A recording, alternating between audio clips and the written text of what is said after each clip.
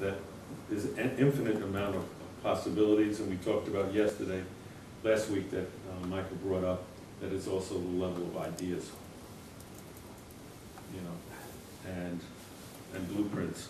So when we come here with the emotional level, it starts stepping down where we start making choice. Okay? So that's the third world. Yitzirah means, hi. So Yitzirah means,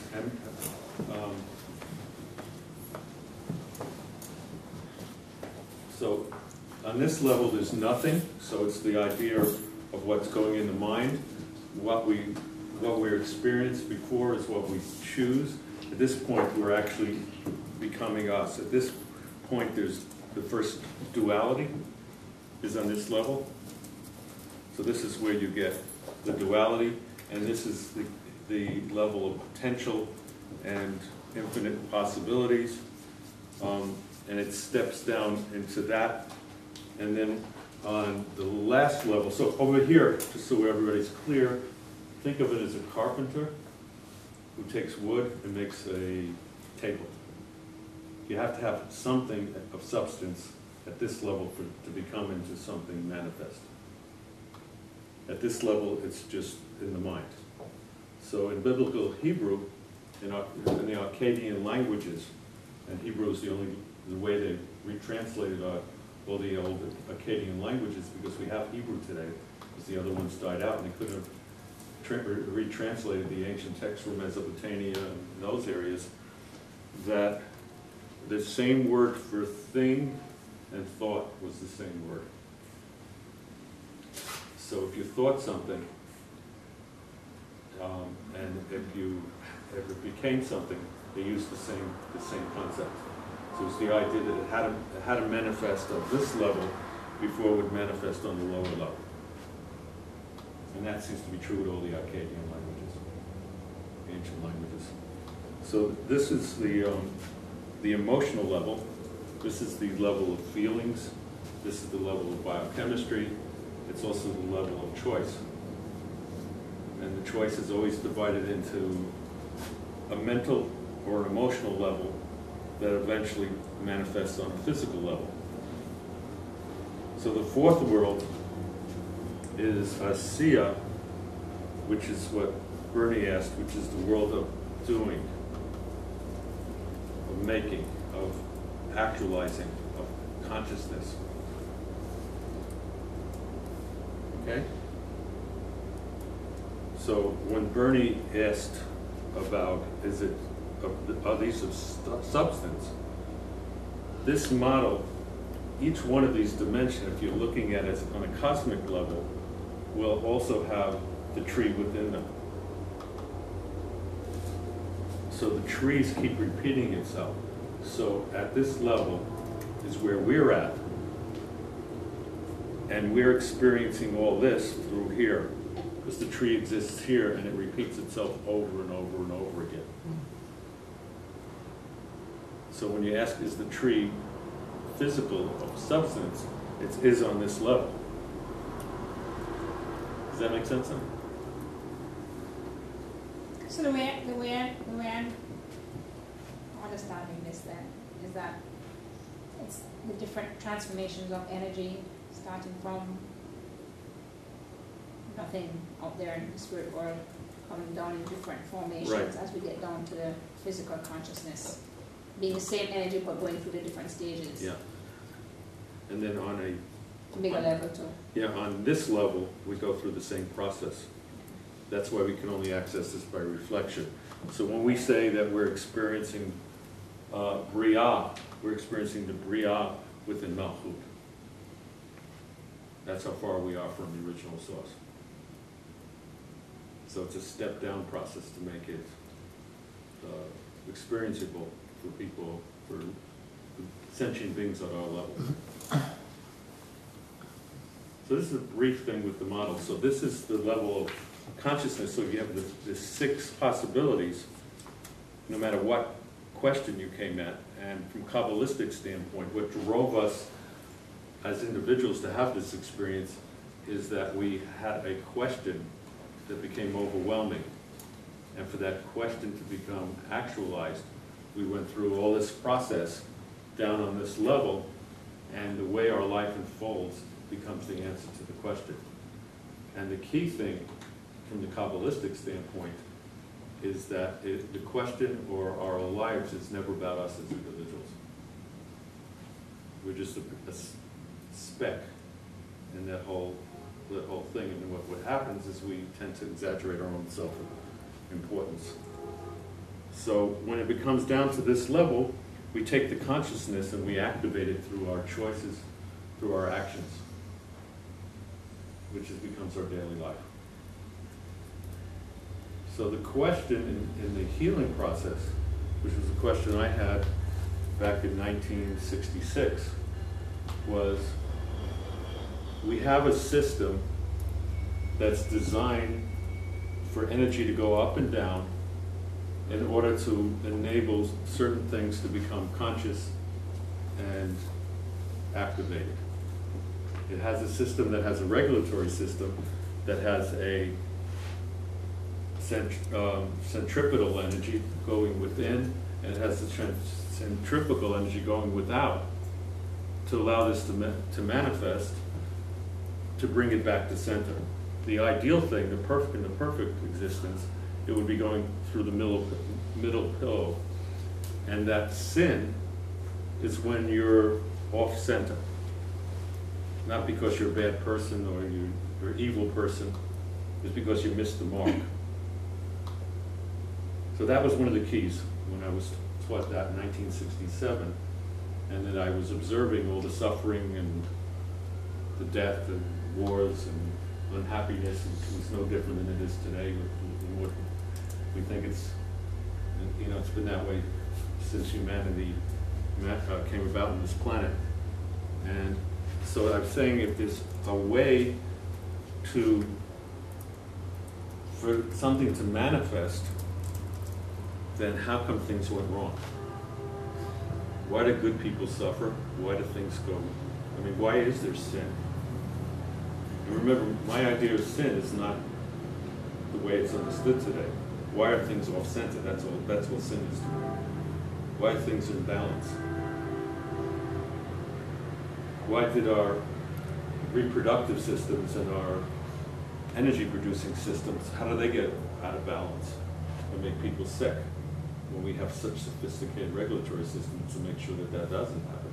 What kind of choices make things go wrong, and how does the repair process, I'm saying, so I knew there had to be something on all levels that answered that question, assuming that this is the way, an intention from higher up, from the pure realms.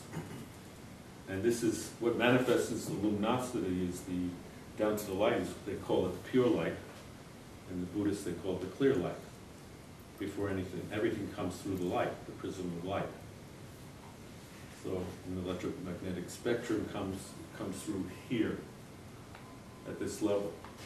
And that became, my life's work, which is the 4 worlds of Kabbalistic healing.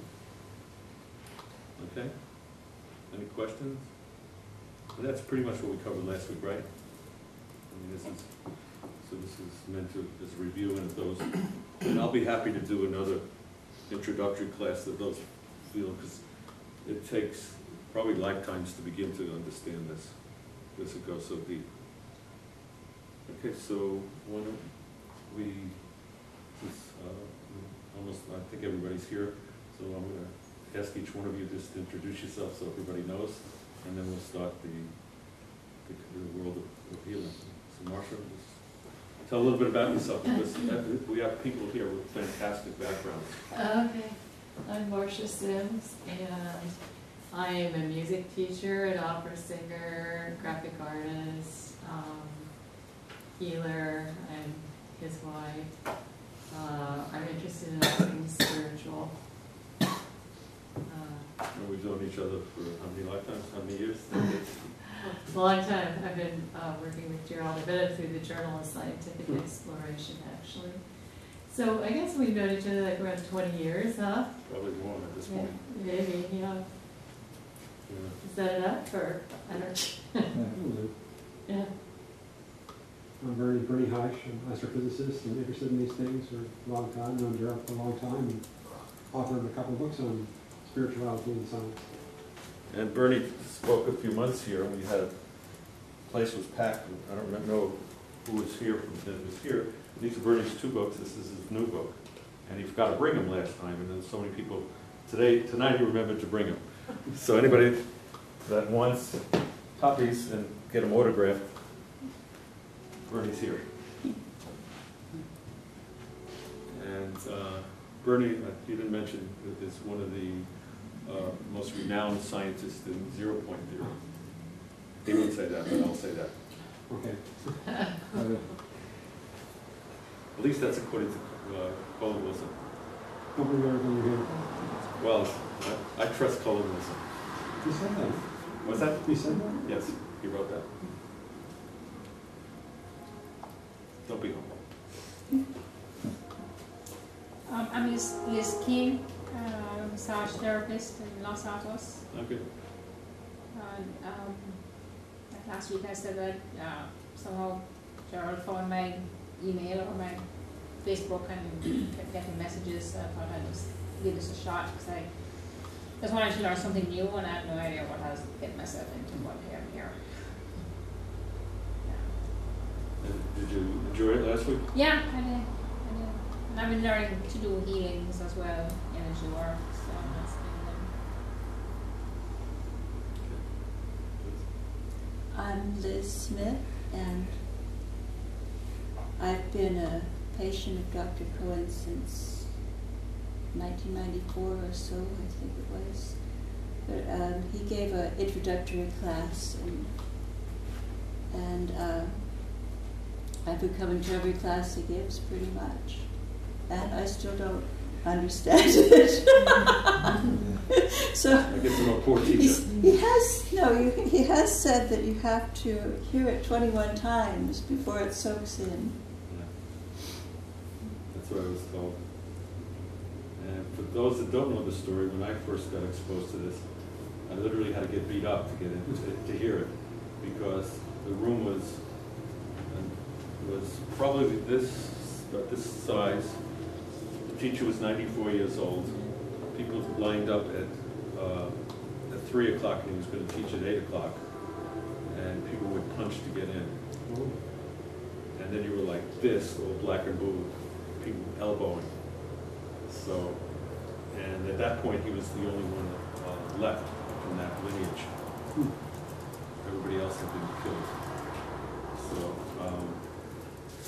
and that's when I heard the first teachings about this, the beautiful teachings, and almost in a melodic voice, an old man. And it was when a night after hearing one of those teachings, at 3 in the morning on Mount Zion, that I came to the idea that I wanted to figure out what's the repair process. There was such a beautiful creation process, there had to be a way to repair. And that's this work. Okay? So any Paul? Good evening, I'm Paul with, I have a company with insurance benefits, and we also do other things like healing and energy work and transformational work as well. And I've been a patient with Gerald here for a couple of years, and they've been really transformative and amazing. So my life has taken quite a spiritual churn from a few years ago from a spiritual event that I had, and I'm standing here now and sitting here now and thinking about it. It's like, wow, what amazing things can happen if you just open yourself up to them. So happy to be here and very open and listening to what you have to say. My name is Dina. I'm also happy to be here. I describe myself as a professional visionary, and I work in academic science, business, and healing arts, and bringing that forth to different manifestations. How long have we been with you? 2 or 3 past 7 years. Yeah. My name is David. I'm a new patient. Cohen's, after suffering yet another head trauma. I had a long list of them from a lifelong athletic background. Also got a background in marketing, primarily with golf resorts. I'm Anne Brownstone, and I'm also a patient with Dr. Cohen's, and I've known you for 6-7 years. Yeah, it was. I'm a pediatric occupational therapist, and I also do a form of therapy using music, Mozart music, modulated and treated, to help with learning challenges, but also to open consciousness.